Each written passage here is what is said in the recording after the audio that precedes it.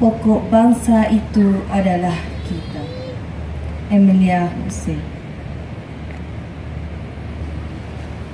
Anak merdeka alaf baru, antara bunga mimpi dan tragedi, dalam membina generasi globalisasi.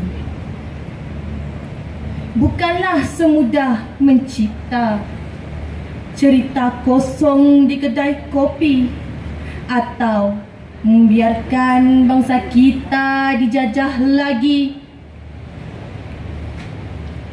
Anak merdeka alaf baru, tanamlah, semailah, bajailah anak pribumi agar tumbuh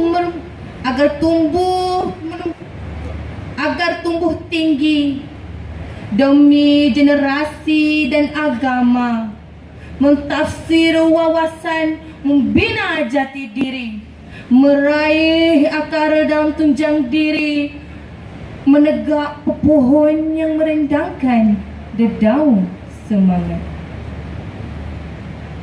Anak merdeka alaf baru,